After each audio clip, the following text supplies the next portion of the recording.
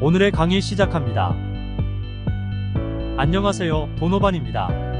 오늘은 3가의 마지막 가등기에 대해 공부하겠습니다. 가등기는 순위 보존을 위해 미리 해두는 등기입니다.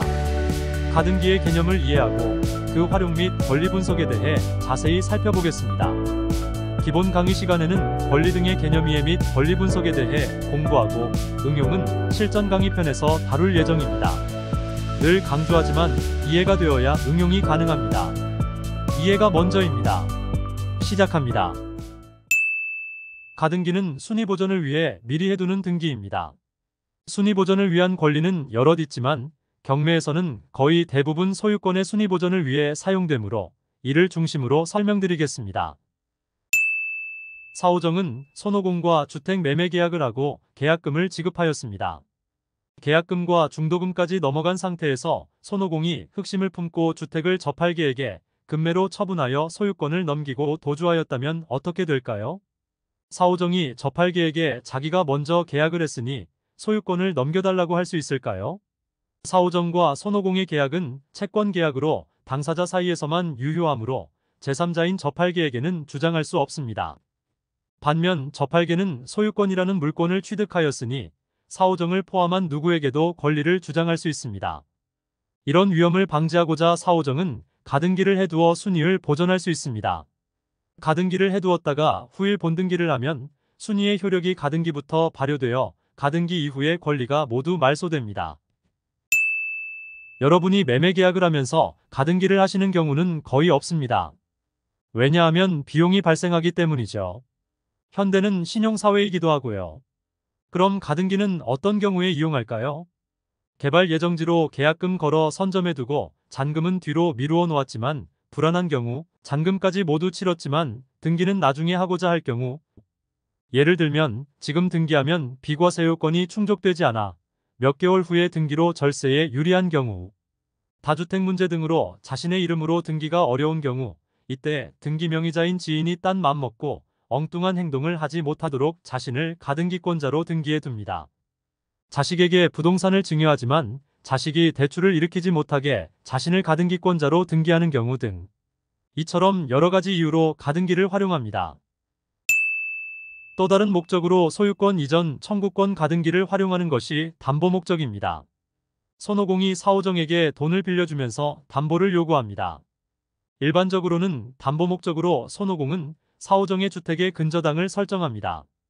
저당권은 채무불이행 시 임의경매를 신청해서 채권을 회수하여야 합니다.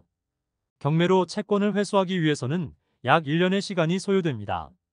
가등기를 담보 목적으로 활용한다면 금전대여 후 저당권 설정이 아닌 소유권 이전 청구권 가등기를 설정해둡니다. 채무불이행 시 본등기를 실행하면 본등기 즉시 소유권을 취득하여 채권 회수의 시간을 대폭 줄일 수 있습니다. 예전 사채업자들은 저당권 대신 가등기를 활용해서 대출을 많이 했습니다.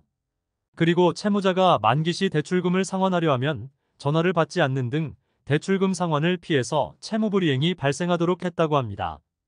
그 이유는 시세 5억의 주택에 3억 대출 후 가등기를 설정해 둔 후 채무불이행으로 만기 도래 시 본등기를 실행하면 5억 주택을 소유할 수 있기 때문입니다. 물론 악덕 사채업자의 경우입니다만 돈이 급한 서민들의 약점을 파고들어 가등기 후 본등기로 폭리를 취하는 일이 많아지자 국가는 법을 만들어 이를 통제하게 되었습니다. 그 법이 가등기 담보 등에 관한 법률입니다. 이 법의 핵심 내용은 가등기를 담보 목적으로 사용해도 좋으나 본등기로 채권을 회수할 때는 청산 절차를 거쳐야 한다는 것입니다. 즉, 5억 주택의 채무가 3억이라면 2억을 소유자에게 주고 본등기하라는 것입니다. 그리고 담보가등기에 저당권과 같이 경매 신청권과 우선 변제권을 주었습니다. 청산 절차를 선택한 담보가등기는 경매로 진행될 일이 없으므로 경매에서의 담보가등기는 모두 저당권과 권리의 내용이 거의 같다고 봐도 무방합니다. 그래서 담보가등기도 저당권과 마찬가지로 말소기준 권리가 됩니다. 등기부상 가등기가 소유권 이전 청구권 가등기인지 담보가등기인지 구별이 쉽지 않습니다. 둘 다 소유권 이전 청구권 가등기로 표기되기 때문입니다. 요즘은 담보가등기의 경우 담보가등기로 표기되는 경우도 있지만 흔치 않습니다. 경매에서의 가등기는 배당 요구를 하면 담보가등기, 배당 요구를 하지 않으면 소유권 이전 청구권 가등기로 권리 분석하시면 됩니다. 가등기의 권리 분석은 다음과 같습니다. 후순위 가등기는 모두 소멸합니다. 문제는 선순위 가등기로 배당 요구를 하면 담보 가등기로 저당권처럼 배당으로 소멸되고 배당 요구를 하지 않으면 소유권 이전 청구권 가등기로 인수됩니다. 다시 말해 우리가 주의해야 할 가등기는 배당 요구하지 않은 선순위 가등기입니다. 위험한 선순위 가등기 사례를 하나 보겠습니다. 이 사건의 말소 기준 권리는 서대전세무서의 압류입니다. 강모 씨의 선순위 가등기는 인수 조건입니다. 이 물건은 낙찰받더라도 후일 강모 씨가 본등기를 하면 낙찰자의 소유권도 말소됩니다. 이처럼 위험한 것이 배당 요구하지 않은 선순위 가등기입니다. 기초가 부실한 고수는 없습니다.